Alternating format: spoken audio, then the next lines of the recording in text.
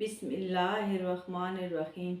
शुरू अल्लाह के नाम से जो बड़ा मेहरबान नहायत रहम वाला है। सरद जोत कौन था? बम्बई के मज़ाफ़ात में एक कपूर फैमिली आबाद थी। कपूरा लागर गरीब रेड़ी लगाता शादीशुदा था कि बेटा हो गया। बड़ा परेशान हुआ कि इसे कैसे पालूं। बीवी भी साथ काम करवाती। तो मित्रों, मुकेश कुमार जी की एक सराय थी। तो कपूरा पुत्र को वहाँ ले गया और वहीं छोड़ आया। मुकेश जी ने बोन कपूर नाम रखा और पालने लगे। बोन बहुत गुणों वाला बच्चा था। तो मित्रों, मुकेश जी किशन से बहुत लगते थे कि उनकी मर्जी थी पालन के घर ब्याह करने की। पालन को तो इतराज़ नहीं था। किशन ना माना कि वो हटीले हैं, मेरे कारण मुश्किलात पैदा हो जाएंगी। तो मरियम उमर के साथ ब्याह दिए। एक तवील प्लानिंग के बाद बोन 3 साल का हुआ तो मुकेश जी एक लोहार के पास गए और एक छोटा सा कुल्हाड़ा बनवाया। कुल्हाड़ा छोटा था कि 3 साल बोन बआसानी उसे चला सकता था। मुकेश जी ने बोन को प्रैक्टिस करवाना शुरू कर दी। तो हफ्ते में बोन को कुल्हाड़ा चलाना आ गया। तो मुकेश ने पास बिठाया और तालीम करने लगे कि बोन पुत्र, सराय में बहुत लोग रहते हैं और पलते हैं, मगर सब ज़कात खैरात खाते हैं। तुम आला नस्ल हो तो 3 साल तुम्हें पाला, अब तुम्हें काम पे लगाऊंगा। तुम लकड़ियाँ काट के लाया करो। बोन ने सारी बात समझ ली कि लकड़ियाँ काटेगा तो भोजन हलाल होगा। मुकेश जी सरपंच थे। उसे गोरों से चांदनी के दरख्त को काटने का परमिट बनवा दिया और बम्बई हनुमानगढ़ के रास्तों में एक चांदनी का दरख्त था। मुकेश जी ने जाकर दिखाया, अच्छी तरह ब्रीफ किया और कहा, सुबह सवेरे तुम्हें सराय का बंदा यहाँ छोड़ जाएगा। भोजन बंदा होगा, तुम खा पी कर दरख्त को काटना शुरू कर देना।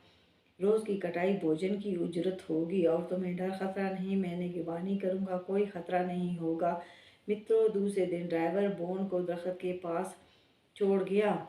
बोन कपूर की उम्र उस वक्त 3 साल 3 माह थी, मगर काफ़ी एनर्जेटिक बच्चा था। उसके पास एक पोटली थी जिसमें 3 रोटियां और 3 डल्ले गुड़ के थे और पानी की छागल। बोनी ने चीज़ें दरख्त के नीचे रखी। उसके पास एक झोला था, वो बोनी ने पीठ पर बांधा हुआ था। उस झोले में से कृष्ण जी की मूर्ति निकाली, चूमी चाटी और एक तरफ रख दी और कृष्ण जी का नाम लेकर कुल्हाड़ा लिया और दरख्त के तने पर वार किया। कुल्हाड़ा असली था, मगर पतली पतरी से बना हुआ था और सदियों पुराने दरख्त पर उसका क्या असर होना था। मित्रों, किशन युगल अभी फांसी घाट पहुंचे थे। उनका वहीं ऑफिस था। ऑफिस की बड़ी चेयर पर युगल बैठता तो सोफे पर किशन बैठता और दिन भर के मामलात निपटाता। वो अभी बैठा ही था कि बुरी तरह चौंक गया। युगल फौरन सर पर आ लगा। क्या हुआ भाई जी? किशन के कानों में फिर हल्की सी आवाज़ पड़ी तो उसने फौरन व्यू ले लिया। मंजर था, एक 3 साल का बच्चा छोटा सा कुल्हाड़ा लिए चांदनी के दरख्त के तने पर वार कर रहा था।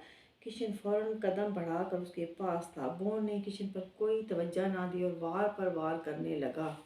हे लड़के, ये क्या कर रहे हो तुम? किशन जोर से बोला। आहिस्ता बोले मुखिया जी, हम बहरे नहीं हैं, आगे से बोन बोला। तो किशन चौंक गया। कौन हो तुम और दरख्त को क्यों काट रहे हो?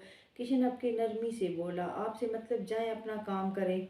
बोन नागवाली से बोला और काम में लग गया। किशन ने आगे बढ़कर ज़रबों वाली जगह पर उंगलियां फेरी, मगर वहां कोई खराश ना आई थी। किशन ने बोन का जायजा लिया और सारा पढ़ लिया। देखो बोन, तुम दरख्त को मत काटो, ये बाबल का पड़ाव है और मैं इनका रक्षक हूँ। तुम्हें किसने अधिकार दिया दरख्त काटने का? किशन खफकी से बोला। तो मित्रों, बोन ने कुल्हाड़ा रखा तो किशन ने कुल्हाड़ा उठाकर देखा। वो एक बालिश जितना था। बोन ने एक नज़र देकर कहा, मुखिया जी, कुल्हाड़ा जांच करके वापस कर दे, मैं चोरी के इल्ज़ाम में पर्चा करवा दूंगा। किशन ने फौरन कुल्हाड़ा रख दिया। बोन ने पीठ से थैला उतारा और उसमें से लेमिनेशन चढ़ी एक दस्तावेज निकाल ली और किशन की तरफ बढ़ा दी। तो वो गोरों की तरफ से चांदनी का ये दरख्त काटने का परमिट था। किशन ने हैरानी से उसे तका। आप दरख्त के रक्षक हैं, परमिट दिखा दे, बोन सादा से लहजे में बोला। किशन हैरान उसे देखता था। जाएं, अब अपना काम करें, मेरा समा बर्बाद ना करें, बोन ने कहा और परमिट थैले में डाल लिया। तो किशन एकदम बोला, मैं इस सूबे का गवर्नर हूँ, ये मेरा इलाका है। तो मित्रों, बोन ने झोले से बरसगीर का नक्शा निकाल कर ज़मीन पर बिछा दिया। उस पर सुर्ख पेन से एक इलाके के गिर्द दायरा लगा था।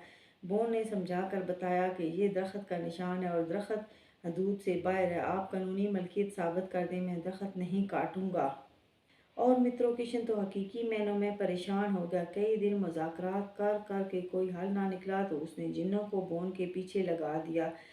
जिन आकर डराने लगे, ज़मीन हिला देते, दरख्त को हिला देते, डरावनी आवाज़ें निकालते, मगर 3 साला बोन कपूर डटा रहा। वो समझ गया ये नुकसान नहीं पहुंचा सकते। किशन तो बहुत घबराया। बोन 4 बजे छुट्टी कर जाता था तो किशन ज़रबों वाली जगह तरह तरह के लेप लगाता, तने को पानी लगाता और मित्रों 2 माह तक एक अच्छी खासी खराश आ गई तने में। किशन बेबस हो गया। बोन के सामने कि बोन मुज़ाकरात कानून के दायरे में करता और दरख्त को बचाने की किशन के पास कोई कानूनी दलील नहीं थी।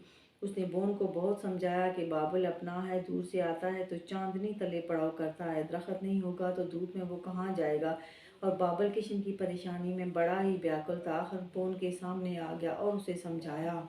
मुखिया जी का लकब अपना है, रैंक रक्षक है, तुम दरख्त मत काटो, उन्हें तकलीफ होती है। तो मित्रों बोन ने एकदम कृष्ण जी की मूर्ति उठाई और मित्रों पढ़कर बाबल पर फूंके मारने लगा और कहता जाता, भगवान जी आसिफ को भगाएं।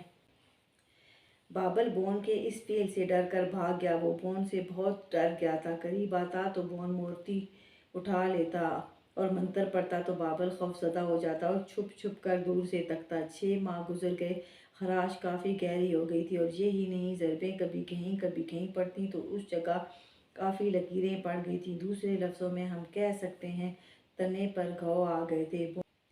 बोन कभी खाना खाता होता तो वो किशन को ज़रा सा दांतों से गुड़ तोड़कर एक नवाले पर रख देता। खा ले मुखिया जी, लंबे सफ़र से आते हैं तो गेहूँ सफ़र की थकान दूर करता है और गुड़ जल्द घर वापसी का सामान करता है। किशन खामोशी से खा लेता तो वो एक घूंट पानी का भी पीने को कहता तो किशन एक घूंट पानी का भर लेता। मुकेश जी सरपंच भी थे और मुशीर भी थे। ऐवान में हर हफ्ते मुलाकात होती तो वो फातिहाना, जबकि किशन कहर आलूद निगाहों से तकता। एक दिन किशन ने पास से गुजरते फुर्ती से उनका पेन उठाकर डेस्क पर निब दे मारी। निब टूट गई। मुकेश जी के बोलने से पहले किशन बोल पड़ा, क्या सबूत है आपके पास कि निब मैंने तोड़ी है? शुक्र करें मैंने आंख में नहीं दे मारी।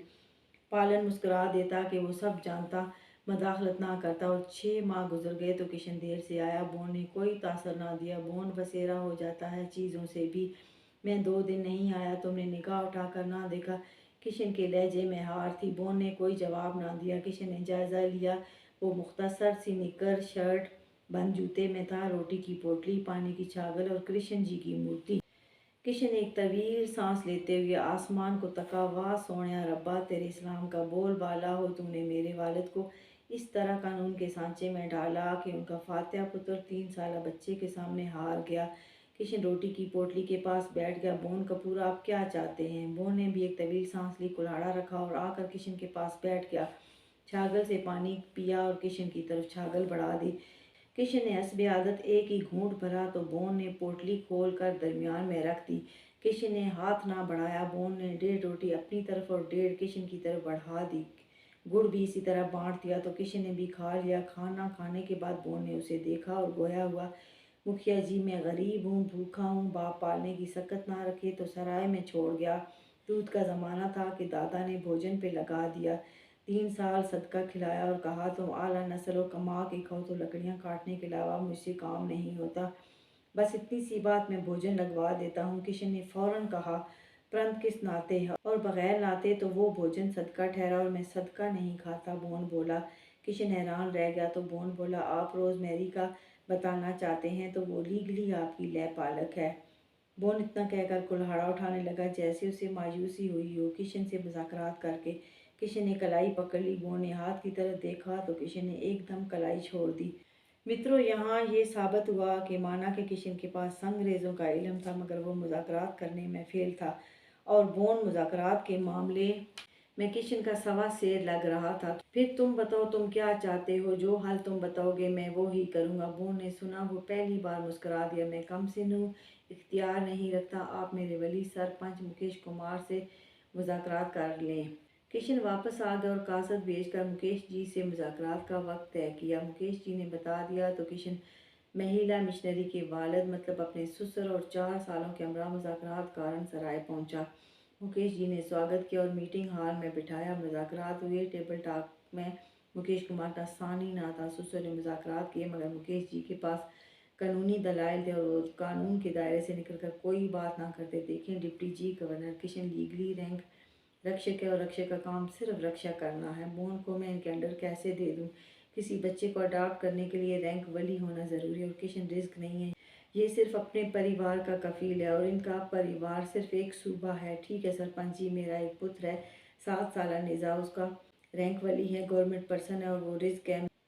मैं उसे किसी कष्ट में नहीं डालना चाहता था, मगर दरख्त को बचाना मेरी मजबूरी है। तो बोन कपूर को मैं निज़ा की वलीयत में लेता हूँ। मुकेश जी को निज़ा का नहीं पता था, वो हर हाल में किशन को ज़ेर करना चाहते थे, मगर कोई कानूनी शिक नहीं थी। सो मान लिया, दस्तावेज़ात लिखी गई और बोन कपूर को निज़ा किशन की वलीयत में दे दिया गया। उस वक्त निज़ा की उम्र पौने 8 साल और बोन 4 साल के लगभग था। और मित्रों, निज़ा ने बोन को भाई बनाने के बजाय बेटा बना लिया। इस बात ने उसके अंदर इतनी तहरीक पैदा की कि वो इतनी कम सीनी में 4 साल बेटे का बाप कहलाया। किशन ने बोन को दूध से नहलाया और निज़ा समेत सब ने दूध पी लिया और बोन निज़ा के पुत्र की हंसी से कले का एक फ़र्द बन गया और जल्द वो कले का चहीता हो गया। अच्छा खासा दौड़ने भागने वाला बोन कपूर चलना भी भूलने लगा कि घर वाले हर वक्त दबोचे रखते। निज़ा उस पर बरस बरस ना थकता। मित्रों, बोन पूरे 4 साल का हुआ तो निज़ा ने उसे स्कूल दाखिल करवा दी। ऐवान में मीटिंग जारी थी कि किशन मुकेश जी की निशस्त के पास से गुजरा तो एक कागज़ में लिपटी कोई चीज़ उनके सामने रख कर गुजर गया। उन्होंने चौंक कर कागज़ खोला तो एक नई नीब थी उनके पेन की। उन्होंने चौंक कर किशन को देखा तो किशन ने मुस्कुरा कर फ्लाइंग किस भेज दी। तो निब अपने वॉलेट में संभाल ली कि पिन ज़्यादा इस्तेमाल रहता तो निब जल्दी ख़राब हो जाती या टूट जाती थी। मित्रों, किशन बंसी मुकेश जी का ना भरने वाला गाँव था। किशन ने बरसगीर भर से अच्छे ख़ानदान से बच्चों के रिश्ते कर लिए। कुमार बड़ी आला नस्ल थी, उनके यहाँ नाता न किया और ना कुमारों को अपने नातेदारों में नाते करने दिए। पालन किशन को रक्षक बनाकर बरी ज़िम्मा हो गया तो वो कोई राय ना देता। इसी तरह वतन नारायण भी आंखें बंद किए किशन के कहे पर चलते थे। मुकेश जी किशन को बहुत पसंद करते थे और किशन सिर्फ खैर था, बस दहशत उसका खासा थी। मुकेश जी के दिल के हाल को शायर ने यूं बयान किया है। तुम्हें जब कभी मिले फुर्सतें मेरे दिल से बोझ उतार दो। मैं बहुत दिनों से उदास हूँ, मुझे कोई शाम उधार दो। मुझे अपने रूप की धूप दो कि चमक सकें मेरे खदो खाल। मुझे अपने रंग में रंग दो, मेरे सारे जंग उतार दो। किसी और को मेरे हाल से गरज है ना कोई वास्ता। मैं बिखर गया हूँ समेट लो, मैं बिगड़ गया हूँ संवार दो। मेरी वहशतों को बढ़ा दिया है जुदाइयों के अजाब ने। मेरे दिल पे हाथ रखो ज़रा, मेरी धड़कनों को करार दो।